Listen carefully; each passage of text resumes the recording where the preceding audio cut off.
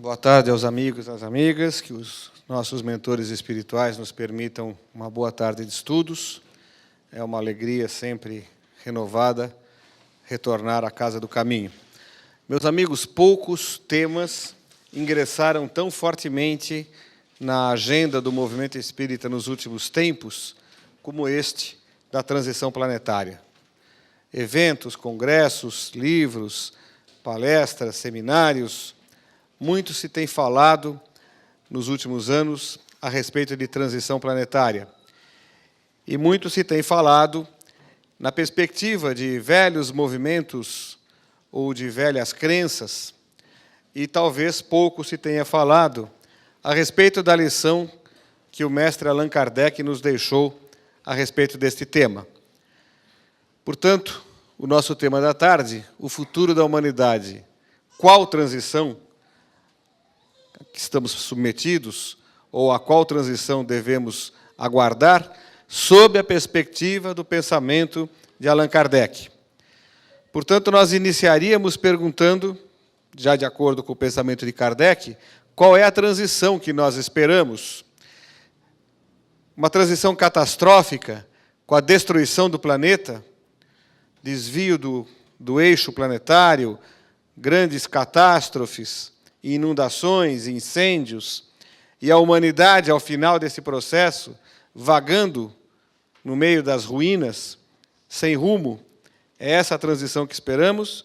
Ou esperamos uma transição paulatina, pacífica, tranquila, de natureza moral e não de natureza física? Qual desses dois modelos?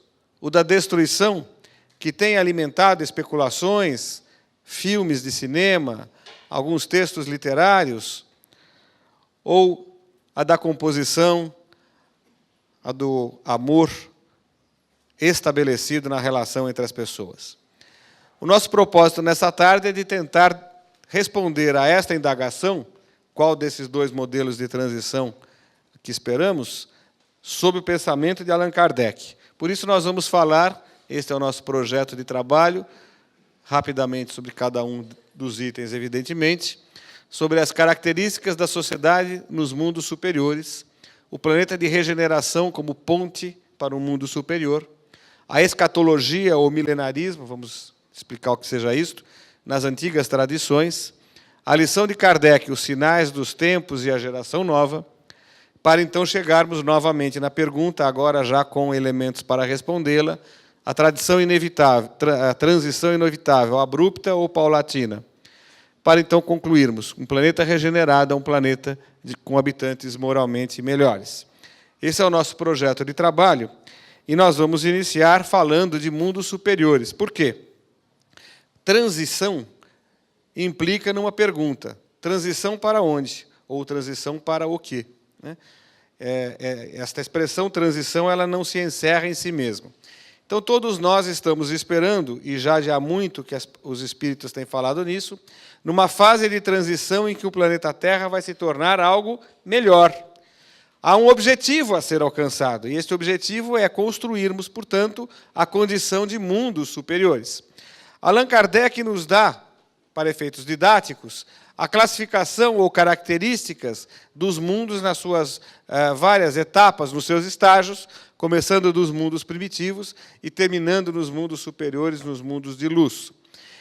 E se nós, então, estamos falando de uma transição, e a transição é um processo, é sinal de que algumas das características do mundo ao qual estamos ingressando começam já a aparecer no cotidiano deste mundo ao qual deixaremos para trás, num processo em que há uma renovação paulatina das características antigas, que são substituídas pelas novas características. Então, será que nós estamos, de fato, ingressando diretamente na condição de um mundo superior? Vamos ver quais são as características dos mundos superiores. Relações amigáveis de povo para povo. Inexistência de relações de dominação ou de guerra. Inexistência de privilégios, senão pela superioridade moral e intelectual. Autoridade exercida sempre com justiça. sentimento de amor e de fraternidade unindo todos os homens, auxílio constante dos mais fortes aos mais fracos, posse apenas do que se consegue com a inteligência, sendo que a ninguém falta o necessário. Essas são as características de um mundo superior. Convenhamos, acho que nós ainda estamos um pouco longe disso, não é verdade? A gente não acerta nenhum. Nenhum item nós conseguimos dizer, não, já conseguimos um grande avanço neste tópico. Não. Todos eles são ainda objetivos, em alguns casos, talvez até pudéssemos dizer, sonhos. Mas seguramente todos caminharemos para esta situação, porque o progresso é inevitável e é da lei de Deus que nós seguramente chegaremos a uma situação em que conviveremos entre nós desta maneira, com estas características de superioridade que aí estão. Bem, se este é o objetivo e nós estamos transitando, estamos saindo da condição de planeta de expiações e provas, cuja característica marcante é que o mal ainda predomina sobre o bem, não é lógico imaginar que vamos sair da condição deste planeta que conhecemos, ainda de tanta injustiça, de tantas guerras, de tanta destruição, de tanto egoísmo, de tanta inveja, e dar um salto para uma condição de mundo superior que tenha estas características tão abrangentes. É claro que haverá, nesta transição, uma outra transição. É a transição para a transição. Nós estamos falando do mundo de regeneração, ou planeta de regeneração. O planeta de regeneração nada mais é do que uma ponte que nos prepare a nos despojarmos destas características do planeta de expiações e provas, para então conseguirmos construir instituições que nos permitam conviver de acordo com aqueles balizamentos dos mundos superiores. Quem nos fala dessa condição de transitoriedade do planeta de regeneração, no Evangelho segundo o Espiritismo, é Agostinho de Hipona, neste texto que está no capítulo 13, item 17. Diz ele, os mundos regeneradores servem de transição entre os mundos de expiação e os mundos felizes. A alma que se arrepende, neles encontra a paz e o descanso, acabando por se purificar.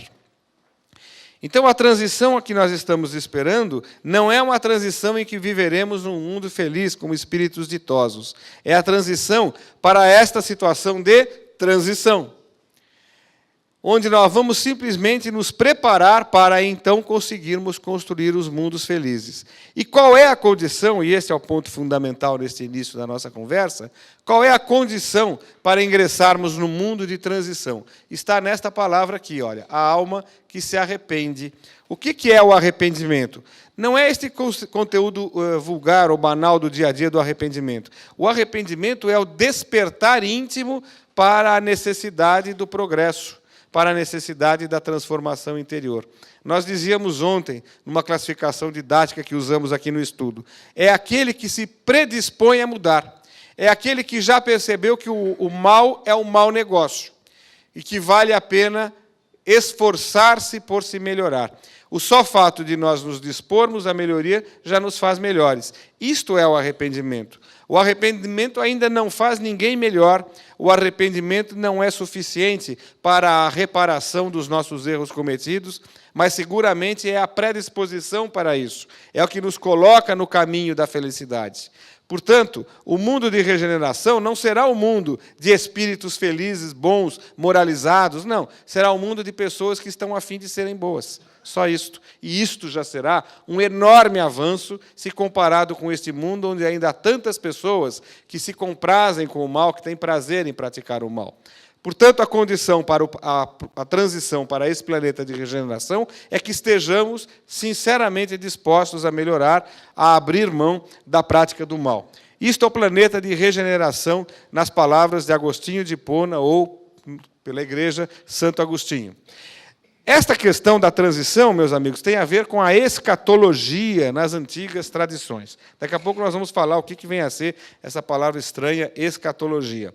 Falar em fim do mundo e começo de um novo mundo, isto o homem fala e ouve desde que começou a caminhar sobre este planeta. Todos os povos, desde os sumérios na antiguidade, quando se inicia a história da civilização humana, passando pelos povos da antiguidade, pelos povos da Idade Média, todo o tempo sempre se alimentou algum tipo de teoria a respeito do fim do mundo. É Deus, e sempre se coloca no patamar da obra divina, da raiva divina, que destrói o cosmos e o reconstrói, destrói e o reconstrói, num sistema de ciclos. E todas as velhas tradições trazem estes ciclos históricos de constante destruição e recriação do mundo, num movimento circular e contínuo de recriação a que se dá o nome de cosmogonia. Estas questões, meus amigos, elas fazem parte de estudos muito profundos a respeito da maneira como o homem compreende-se a si próprio e a própria obra da criação na sua relação com um ser superior, qualquer que seja a noção de ser superior que tenhamos em cada momento do estágio da história da humanidade. O que é certo é que esta ideia da escatologia sempre leva em conta de que a humanidade, a história da humanidade, ela gira sempre em ciclos. Isto é, não é um contínuo que teve um início, um pontapé inicial, e que segue até uma situação final, ou que seja infinita, mas numa linha ascendente, contínua, intermitente. Não é esta a ideia da história.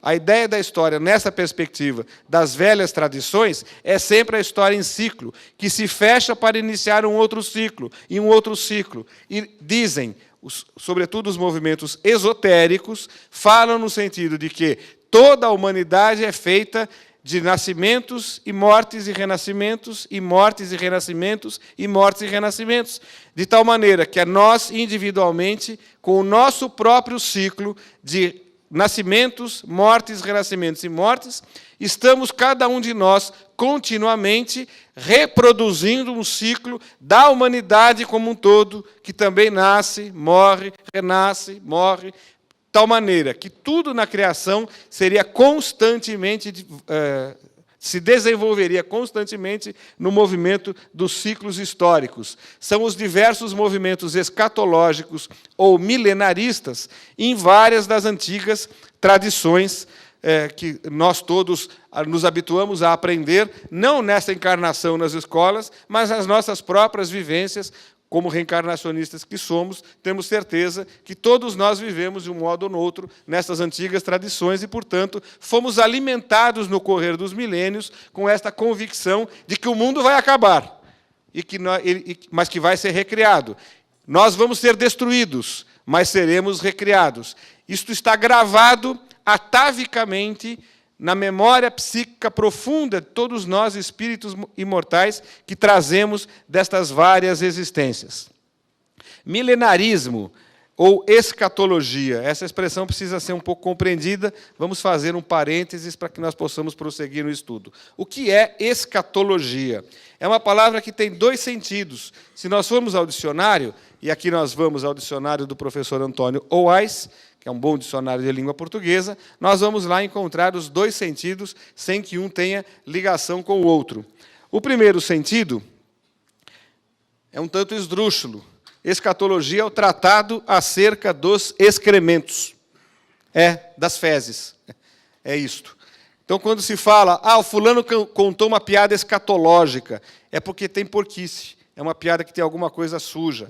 O sujeito é um escatológico, é porque ele vive nessas coisas da porquice. Isso é uma expressão que se usa comumente. A criança teve a fase escatológica, que é aquela fase do ranho, da meleca, aquela coisa que a criança... Né? Essa fase da porquice. Isso é escatologia. Não é palavrão, não é palavra suja, feia, nada disso. É uma maneira de expressar esta questão que tem respeito aos excrementos. Por que é importante trazer este parênteses e conceituar bem a expressão? Para exatamente que nós nos compreendamos e que daqui a pouco alguém conhece só esse sentido da palavra escatologia e não vai fazer sentido aquilo que a gente está falando aqui de escatologia como essa questão do fim do mundo. É que o segundo sentido do vocábulo escatologia é exatamente doutrina das coisas que devem acontecer no fim dos tempos, no fim do mundo. Doutrina que trata do destino final do homem e do mundo. E é esse o sentido que nos interessa. Então, nós estamos falando de escatologia das velhas tradições, no sentido desta doutrina do fim dos tempos, do que acontecerá para o homem no fim do mundo. Então, vejam que são dois conceitos da língua portuguesa para a mesma palavra, completamente distintos e que não se comunicam, a não ser um pessimista que acha que o fim do mundo vai ser um grande excremento. Aí os conceitos se comunicam. Mas como nós não somos pessimistas, nós somos extremamente otimistas, nós sabemos que são dois conceitos que não se confundem. Fechamos o parênteses e retornamos à nossa conversa. Nós dizíamos há pouco dos ciclos históricos que marcam a renovação do planeta. Estas destruições e recriações, elas estão sempre ligadas nas velhas tradições da antiguidade ou nas tradições esotéricas à raiva de Deus. É Deus que chega numa situação, olha para aquela criação dele e fala: errei, fiz tudo errado, vou destruir e fazer de novo, vamos ver se agora eu acerto. Grosso modo é isto. Nós temos no Velho Testamento, para nós que somos herdeiros da tradição judaico-cristã, um ótimo exemplo da escatologia nesta dimensão aqui, que é a história de Noé. Noé, um velho judeu, ele é chamado por Deus, segundo o Velho Testamento, e Deus diz a ele: Noé, errei, fiz tudo errado, a humanidade está indo muito mal, tive que destruir Sodoma e Gomorra de tanta bobagem que eles estavam fazendo lá. Acho que eu errei, Noé. Eu quero refazer a minha obra, vamos passar isso tudo a limpo. Então, você vai fazer o seguinte, você vai colocar um macho e uma fêmea de cada espécie que existe numa arca. A arca é um grande barco. Deus chega às minúcias de dar o tamanho da arca que ele tem que construir, quanto de comprimento, quanto de largura, quanto de altura. E aí, Noé, você vai colocar ali um casal de cada espécie e eu vou provocar uma grande inundação que vai destruir tudo e você vai ficar navegando nessa inundação com um casalzinho de cada animal que há na criação. Ao final do dilúvio, da enchente, quando esta água baixar, você solta a bicharada, e aí a bicharada vai novamente repovoar a terra em outras bases, quem sabe agora, Noé, eu consigo acertar. Este é o mito de Noé. É um mito o quê? Escatológico, deste ciclo histórico de um Deus raivoso, decepcionado, que resolve destruir a sua própria obra e ver se dessa próxima vez ele acerta e reconstrói. Veja, é possível que nós, em pleno século XXI, entendamos ao pé da letra uma história como essa? É evidente que isto é um mito. Seria possível imaginar colocar um macho e uma fêmea de cada espécie dentro de um barco e lá ficar? Né? Imaginou a hora que o leão resolvesse correr atrás da zebra dentro de um barco cheio de bicho? Dá para pensar o tamanho do caos que ia ser aquilo, né? Imaginou ficar lá meses navegando, tendo que limpar a sujeirada daquela bicharada toda? Como é que essa bicharada ia conviver, né? Bom, claro que isso, hoje, se nós entendermos ao pé da letra, soa pueril, infantil, porque é um mito. Os mitos são símbolos e devem ser interpretados desta maneira. A base é sempre a cólera do Ser Supremo, este Deus humanizado, um Deus em que nós entendemos, e eu fiz aqui uma brincadeira, uma caricatura, dizendo, vamos ver se agora eu acerto. O que a gente está entendendo? Um Deus humanizado, um Deus que é como nós, homens, que erra, que vai na tentativa e erro, que tenta melhorar, que tenta buscar uma solução, e é evidente que a concepção espírita de Deus não é esta, é Deus como uma manifestação da inteligência suprema do universo, e que, portanto, se manifesta por leis imutáveis e irrevogáveis. Isto aqui é uma ideia antiga. E por que eu estou falando disso aqui hoje, então? Porque nós trazemos estas ideias antigas nos nossos arquivos vividos, porque nós não fomos criados nessa encarnação. Portanto, estas ideias, embora talvez nessa encarnação alguém não as tenha lido, certamente são ideias que nos são a todos familiares, porque em algum momento da nossa existência nós tivemos contato com essas ideias e com esses ensinamentos. Há um grande pesquisador da história das religiões e de todos esses assuntos, que não é espírita, é um romeno chamado Mircea Eliade. É um grande pesquisador, um grande estudioso sobre esse assunto. E ele nos dá este trecho, que é um pouquinho longo, mas eu acho que vale a pena ser lido. Estes mitos do fim do mundo, que implicam mais ou menos claramente a recriação de um universo novo, exprimem a mesma ideia arcaica e extremamente difundida da degradação progressiva do cosmos, carecendo de destruição e de recriação periódica. Foi destes mitos de uma catástrofe final que será simultaneamente o sinal anunciador da iminente recriação do mundo, que partiram e se desenvolveram nos nossos dias os movimentos proféticos e milenaristas das sociedades primitivas. Então, o que Mircea Eliade diz, ele escreve esse texto por volta dos anos 50, 1950, é da importância de compreendermos que estes mitos que implicam recriação, tudo errado, que implicam recriação de um universo novo, portanto, é a questão do ciclo, que implica degradação progressiva do cosmos, que é a questão da cólera do Ser Supremo, do tentar fazer melhor, da catástrofe final, como uma destruição cinematográfica, para então uma nova e iminente recriação do mundo. Estes movimentos sempre estiveram presentes na história da humanidade. São chamados, então, de movimentos escatológicos ou milenaristas. Por que milenaristas? Porque na história ainda se tentou um alinhamento destes movimentos com a virada dos milênios, aquela história da mística do calendário. E todos nós aqui nos lembramos, há 14 anos atrás, quando nós mudamos do segundo para o terceiro milênio, da história do fim do mundo, dos movimentos milenaristas, de muitas comunidades que vieram aqui para o interior de Minas e ficaram aí esperando a virada do milênio, porque na virada haveria uma grande catástrofe e o mar iria inundar todo o litoral brasileiro. Lembram-se disso? Faz 14 anos. Não é tanto tempo assim.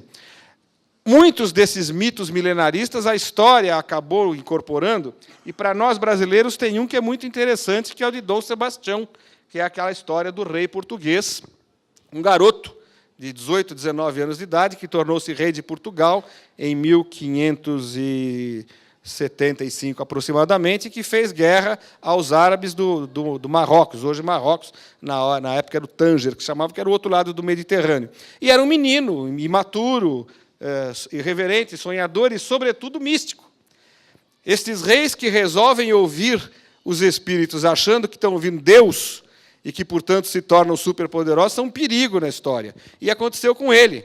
Algum espírito brincalhão disse a ele: você é invencível, você com o seu exército pequenininho de soldados portugueses vai vencer estes milhares de cavaleiros árabes, vá adiante. E ele acreditou que estava ouvindo Deus e, na verdade, possivelmente era um espírito obsessor. E lá foi ele, atravessou o deserto, os seus soldados ficaram esperando e, de repente, ele, naquela imensa linha de soldados árabes postos sobre os seus cavalos, ele vai sozinho, cavalgando no meio dos soldados árabes, porque ele, imaginando que estava sendo levado por Deus, iria matar, destruir todos os soldados para a glória do Império Lusitano-Português, das grandes descobertas e das grandes navegações.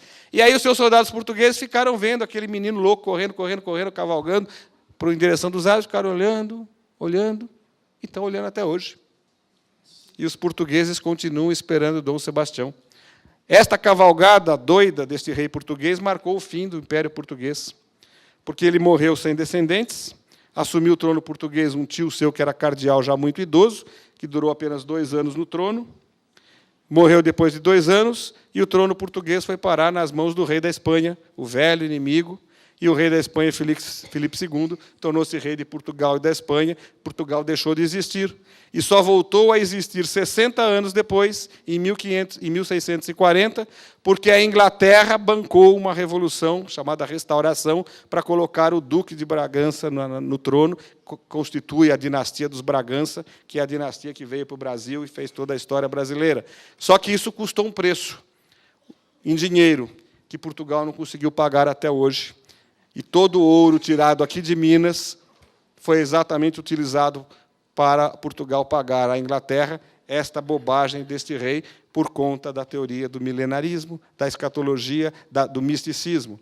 Então, percebam que, a partir deste fato, nós criamos uma situação de milenarismo sebastianista, como se chama. E isto marca a história brasileira em vários momentos, como, por exemplo, a revolta de Antônio Conselheiro, no final do Império, no começo da República, no interior do Nordestino, contra a República que havia acabado de ser proclamada. Antônio Conselheiro era um líder milenarista, aquele que tinha sido escolhido por Deus como Noé havia sido alguns milênios antes, para recriar uma nova humanidade num novo ciclo histórico. Vejam que isso não é passado, isso está presente no nosso psiquismo, e é por isso que é preciso compreender. Não é?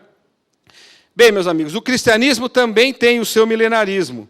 Onde está o milenarismo ou a escatologia? Em João, no apóstolo João. Só que aqui, meus caros amigos e amigas, há uma enorme inovação. O cristianismo avança, e depois o espiritismo consolida isso, nos textos de Kardec, como nós vamos ver, porque agora passa a ter um componente novo. A recriação não é igual à anterior. Não se parte do zero, do vamos começar de novo, para ver se agora dá certo. De novo é a questão do ciclo. De novo é a questão da destruição do mundo novo, do mundo velho. Mas o mundo novo é melhor. O cristianismo introduz o componente da evolução, que até então não havia. O apóstolo João, no seu Apocalipse, cria a figura da Jerusalém celeste, que se opunha à Jerusalém humana, que era a capital do Império Judaico, à época do judaísmo, e que era, portanto, o mundo velho, representava este mundo que deveria ser destruído. E a Jerusalém celeste é o mundo novo, onde reina Jesus com os seus postulados e os seus ensinamentos. Trata-se, portanto, de uma destruição de um mundo velho e da recriação de um mundo novo, só que este mundo novo está acima e se cria um diálogo, uma dialética nova na história da humanidade. Karl Barth é um espírita, grande pesquisador da obra de João, do Apocalipse. Apesar deste nome alemão, ele é brasileiro, vivia no interior de São Paulo, na metade do século XX, do século passado. E tem uma obra sobre o Apocalipse em que ele diz o seguinte: João Evangelista, o grande apóstolo, discípulo de Jesus, teve certamente por fim preparar os espíritos para a nova era que havia de chegar para o domínio de Jesus no mundo. Aí está o componente novo, que é a evolução. É o fim do mundo, mas a transição para um outro mundo que é melhor e mais justo, a Jerusalém celeste.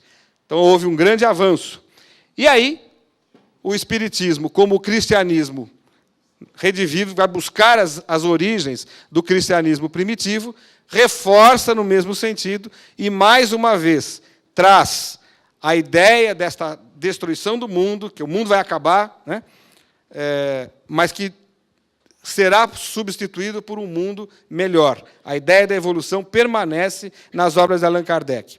A partir desse momento, nós vamos fazer algumas leituras do texto de Kardec. Eu peço desculpa a vocês se ficar um pouco cansativo, mas é por sentir a necessidade e a importância de nós compreendermos o assunto na exata perspectiva das lições do mestre Allan Kardec. Ele diz o seguinte: moralmente, a humanidade progride pelo desenvolvimento da inteligência, do senso moral e do abrandamento dos costumes. Então, nessa primeira assertiva, são todas pinçadas de A Gênese. Quem quiser ler o texto completo está na Gênese. A gente pinçou algumas frases mais significativas, só para desenvolver o raciocínio. Neste primeiro item pinçado, se reforça a ideia da evolução, a ideia do progresso. Trata-se de um movimento universal a operar-se no sentido do progresso, e agora ele vai dizer qual progresso? Do progresso moral. Então, a partir desse momento, nós começamos a avançar na resposta àquela primeira pergunta, de que transição se trata, se é daquela que vai destruir o planeta, ou se é uma que vai renovar moralmente o planeta. É a um desses períodos de transformação, ou, se preferirem, de crescimento moral, que ora chega a humanidade. E vai adiante Kardec agora num texto acachapante. Mas uma mudança tão radical como a que se está elaborando não pode realizar-se sem comoções. Há, inevitavelmente, luta de ideias. Desse conflito, forçosamente se originarão passageiras perturbações até que o terreno se ache aplanado e restabelecido o equilíbrio. E agora, eu negritei, é o ponto fundamental para a pergunta que está em aberto. É, pois, da luta das ideias que surgirão os graves acontecimentos preditos, e não de cataclismos ou catástrofes puramente materiais. Os cataclismos gerais foram consequência do estado de formação da Terra, hoje não são mais as entranhas do planeta que se agitam, são as da humanidade. Neste texto, o que Kardec nos traz é a convicção e a certeza de que nós não temos que esperar grandes catástrofes, como dizia o calendário maia. O calendário maia, era entendimento dos maias, um velho povo da América Central, onde hoje está o México e Honduras, ou Guatemala. Nós não temos que esperar que as catástrofes ecológicas decorrentes da superexploração dos recursos naturais que o capitalismo impõe levem a um deslocamento do eixo da Terra, e aí o sertão vai virar mar, dói no coração. Já se cantou isto. Também não temos que esperar planeta chupão ou qualquer outro tipo de colisão de um asteroide, de um meteoro ou coisa que o valha, que destrua o planeta e que nós fiquemos aí vagando no meio de ruínas fumegantes, no melhor estilo de filme catástrofe hollywoodiano. O que nós temos que esperar é um conflito de ideias, como temos vivido tão intensamente no mundo hoje, em que ideias altamente progressistas se confrontam com ideias extremamente anacrônicas e arcaicas, quando ideias de grande amor e generosidade pelo próximo se defrontam com ideias de desprezo e de desrespeito absoluto pelas pessoas. Este conflito de ideias aí está. Quando grandes interesses comerciais mandam no mundo em prejuízo dos direitos e do respeito e da dignidade mínima das pessoas e dos espíritos encarnados, é este conflito de ideias que há de construir a transição e o acesso ao mundo moralmente melhor que se espera. Vejam, Kardec é muito enfático. Já não são mais os cataclismos gerais de ordem física. Estes aconteceram há milhões de anos, quando a Terra estava sendo formada, o planeta Terra estava sendo formado. Então era o momento daquelas grandes explosões, dos vulcões, das catástrofes, porque estava se formando esta natureza generosa que nós temos aí hoje. A agitação de hoje não é mais a agitação das entranhas do planeta, mas das entranhas da humanidade. As nossas entranhas íntimas, pessoais, os nossos pensamentos e sentimentos é que estão se revolvendo para a construção deste progresso que é, portanto, de natureza moral, como nós vimos atrás. São ideias, lutas de ideias que vão fazer com que haja esta evolução. Isto é o que nos diz o professor Allan Kardec. Este recurso que eu estou usando com vocês é feio. Isto não se faz. Eu estou usando para efeitos didáticos. É um recurso que se diz intelectualmente desonesto, que se chama argumento de autoridade. Funciona assim: quando a gente está numa discussão qualquer com uma pessoa e a gente não está conseguindo argumentar e convencer a pessoa, a gente saca do bolso uma frase ou uma lição de alguma pessoa que está acima de qualquer suspeita e esfrega no nariz. Olha o que diz o filósofo fulano de tal. Olha o que diz o líder ciclano. Para tentar fazê-lo parar de contra-argumentar, e ele se diz, puxa, então fulano fala isso chama-se argumento de autoridade, não se faz. Né? Eu fiz com vocês aqui agora, dizer, olha o que Kardec diz, simplesmente porque é preciso destacar o pensamento de Allan Kardec no meio espírita. É preciso recuperar como essência e como fonte o pensamento de Allan Kardec. Claro que nós podemos e devemos buscar todos os outros pensamentos, como o próprio Allan Kardec nos dizia. O Espiritismo é uma doutrina aberta, está aberta a todos os acréscimos que o futuro e que a ciência nova e que as novas especulações trouxerem. Mas o referencial é a obra de Kardec. Por isso não podemos abrir mão dele e por isso nós utilizamos aqui esse chamado argumento de autoridade. Então agora vamos fazer o certo. Como é que é o correto?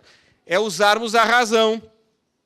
E a razão é a matéria-prima de que se valia Allan Kardec no trabalho de construção da obra espírita da codificação kardeciana. A razão é que cada um de nós coloque esses acontecimentos sob a perspectiva da lógica e indague aos acontecimentos como isto é possível que seja. Confronte, faça associações com os postulados e as convicções que todos nós temos como espíritas e pensemos, é possível que seja assim ou não? E aí a grande questão que se coloca para este tipo de indagação filosófica, na perspectiva da lógica, é o seguinte: se o que se diz é que o planeta Terra vai evoluir para uma condição melhor depois da transição, Porque o próprio planeta Terra, na sua constituição física, também evolui. A evolução não é só do espírito, as formas também evoluem, a matéria também evolui, a matéria se torna menos densa, a matéria também se torna mais leve, mais sutil. É sinal de que também o planeta está, portanto, evoluindo, e que é este planeta, juntamente com os seus habitantes, os espíritos imortais que a ele estão moralmente ligados, compromissados com a própria história do planeta, este planeta será elevado, promovido à condição de planeta de regeneração, o planeta Terra. E os habitantes dele, que não estiverem em condições de acompanhar o paradigma moral deste planeta de regeneração, isto é, são espíritos que ainda não se arrependeram, que ainda têm prazer em praticar o mal, que têm prazer em prejudicar os outros, estas pessoas não encarnarão mais no planeta Terra e vão reencarnar num planeta que estará iniciando a sua trajetória como planeta primitivo, tal qual a Terra já o foi, ao tempo das cavernas, dos australopitecos e do início da civilização, com os sumérios, caldeus, assírios, egípcios, etc. Então, estes espíritos que não se arrependeram e que têm prazer pelo mal, retornam e vão encarnar em outro lugar, talvez no outro sistema solar, num planeta que estará nas exatas condições em que a Terra estava ao tempo da revolução do Neolítico. Quem vai ficar, então, nesse planeta Terra, promovido à condição de planeta regenerado? Os espíritos de uma condição melhor, moralmente falando. Espíritos que se arrependeram, que estão dispostos a se tornarem espíritos moralmente melhores. E aí vem a pergunta para cada um. É lógico, tem alguma lógica imaginar que este planeta Terra que está sendo promovido vai ser destruído, virá uma ruína, e esses espíritos que são melhores vão herdar uma ruína? Atende à lógica, meus amigos? E é este o raciocínio que cabe seja feito. E aí não precisa mais esfregar o texto de Kardec no nariz de ninguém, porque é uma consequência ou uma conclusão de um raciocínio lógico de que não é possível de que este planeta maravilhoso construído nesses anos venha a ser destruído para que nós os passemos para os espíritos melhores que virão adiante. Eles não merecem. As tradições e os pensamentos variam quanto ao tempo e ao modo, mas a transição acontecerá. Abrupta e destruidora ou paulatina e moral? É lógico que paulatina e moral. A inconsistência de se conceber a destruição do planeta Terra, não é ela que será promovida a planeta de regeneração, então seria lógico destruí-la para os novos e os mais evoluídos habitantes do planeta herdarem-na em ruínas? Por isso, meus caros, o caminho é pela lei do progresso. Chegamos, talvez, na possibilidade de responder àquela pergunta inicial, a evolução será paulatina e de caráter moral, sem grandes cataclismos, que não será nem no ano que vem, nem será no ano de 2000 e qualquer coisa. Aliás, a gente deve desconfiar, segundo Kardec, de todas as comunicações mediúnicas que fixam datas. Então, vamos tirar do nosso horizonte estas ameaças de cataclismas que vêm por aí. O que não significa parar de reciclar o lixo, parar de desperdiçar água, não é nada disso. É uma responsabilidade que a gente tem com a natureza, com o equilíbrio ecológico, só não precisamos fazer isto, reciclar lixo, sob a ameaça de destruir o planeta. Não somos mais criança que precisa do bicho-papão para poder ir para a cama na hora de dormir, né? A gente consegue ter maturidade para fazer as coisas certas, sem graves ameaças. Então, se a transição que se espera é de natureza moral, o que nós temos que fazer é o progresso. E Kardec trata da lei do progresso da humanidade, parte 3ª do Livro dos Espíritos, nos falando de duas maneiras, ou de dois caminhos do progresso.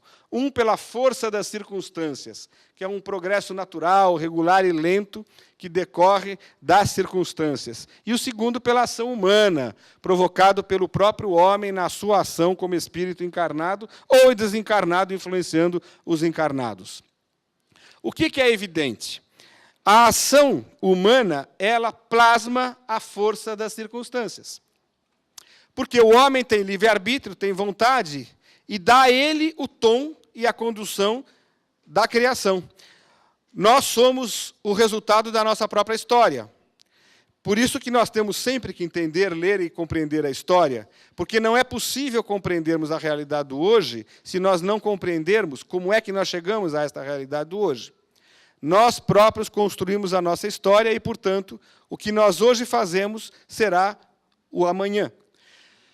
Daí se dizer que esta ação humana deve se conjugar com a força das circunstâncias para que nós consigamos o progresso. Ambos se conjugam e se completam.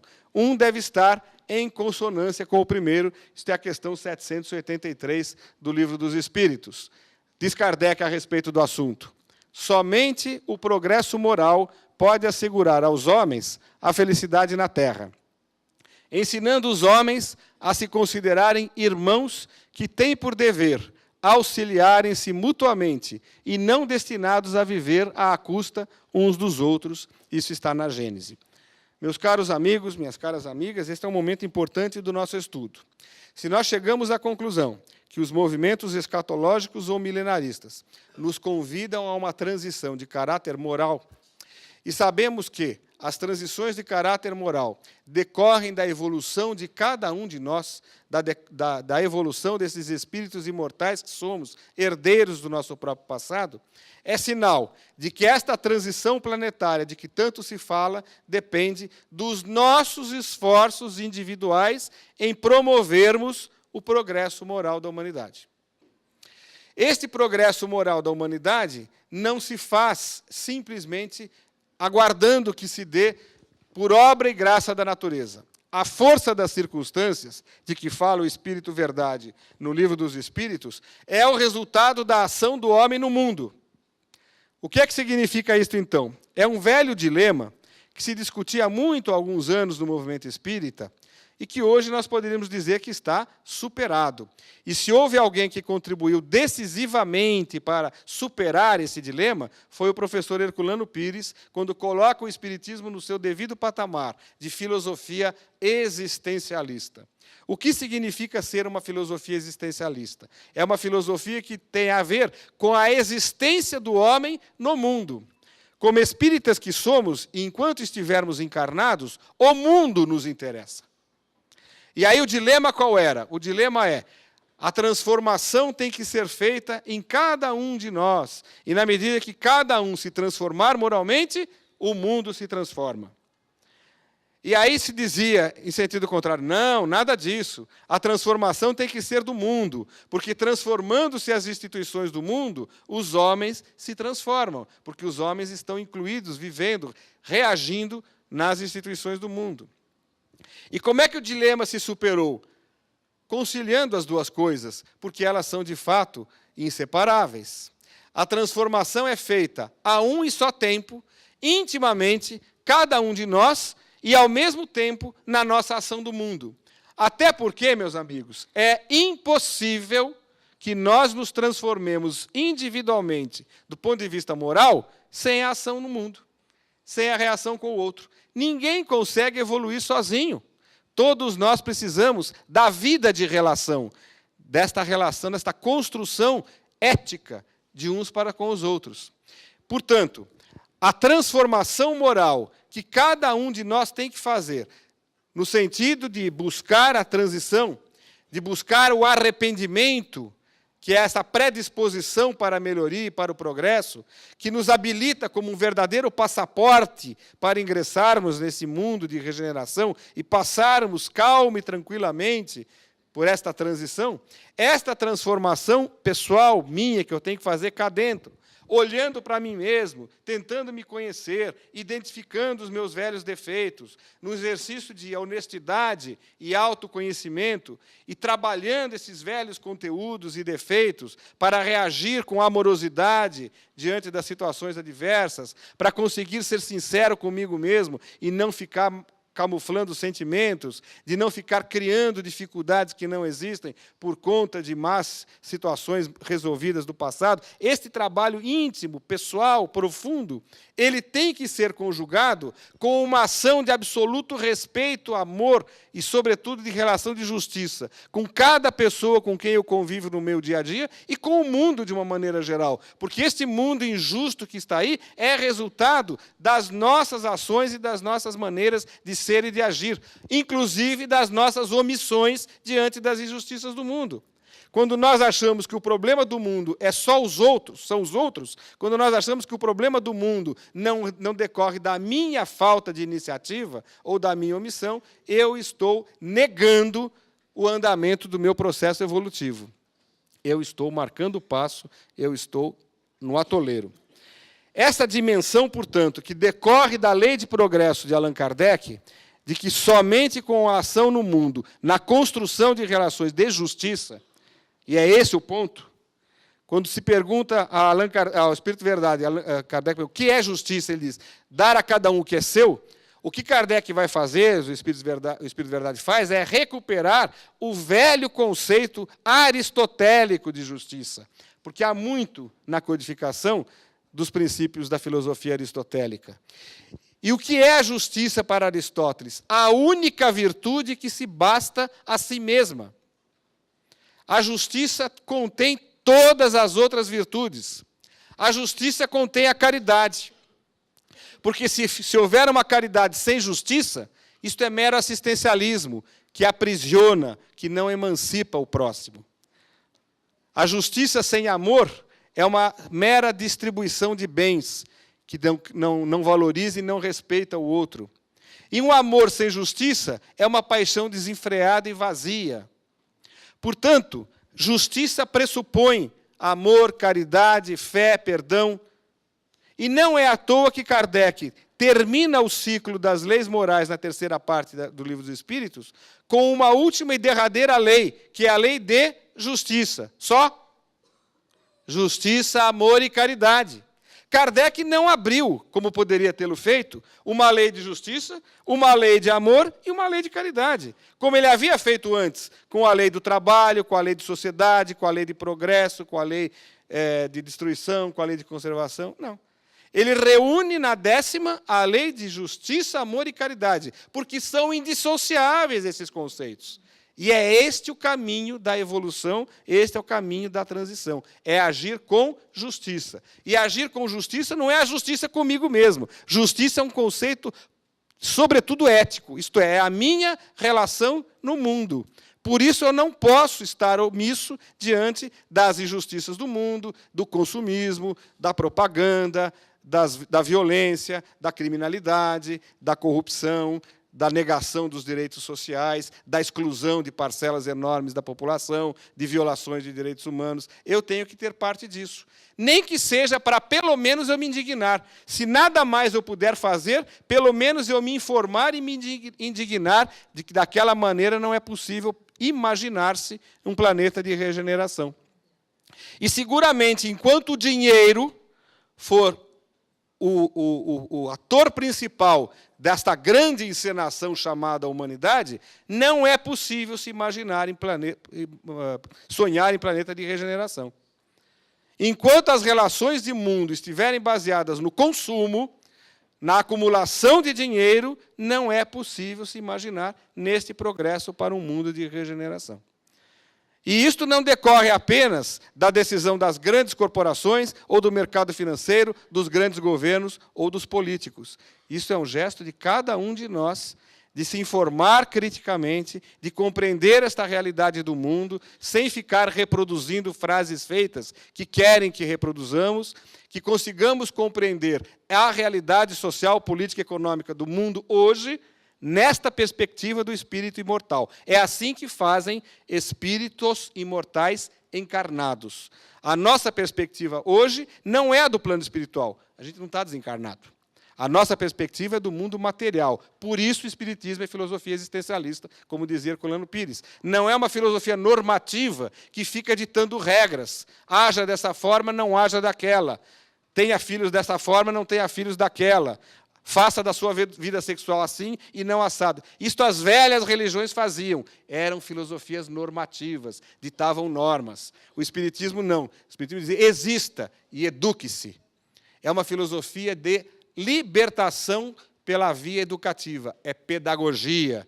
Isso é espiritismo. Muito mais que um conteúdo religioso, é o conteúdo pedagógico que nos interessa, que nos liberta como espíritos imortais na busca desta compreensão da necessidade da nossa transformação moral, ao mesmo tempo em que eu auxilio o outro na transformação moral dele e contribuo para a evolução moral do mundo, do todo, na purificação das instituições.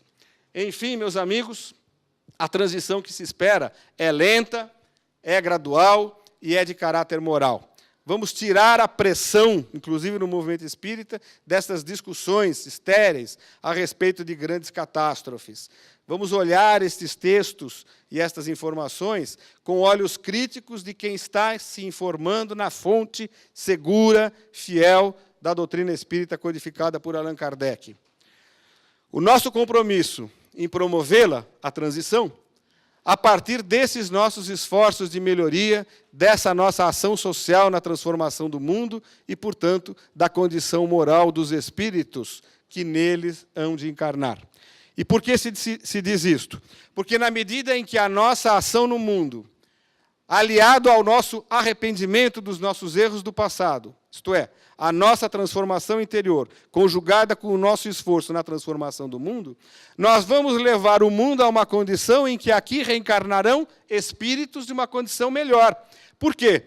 Porque espíritos que não tiverem como reagir na vida de relação, num mundo melhor, em que as instituições são mais justas, estes espíritos não reencarnarão mais aqui. Digo de outro modo para ficar mais claro. Espíritos que necessitam ainda de encarnações duríssimas, baseadas na exclusão, na violência, na destruição e nos crimes, encarnam no planeta Terra porque nós, encarnados como sociedade, oferecemos instituições que propiciam aos companheiros que reencarnam dores, violência, crimes e tragédias.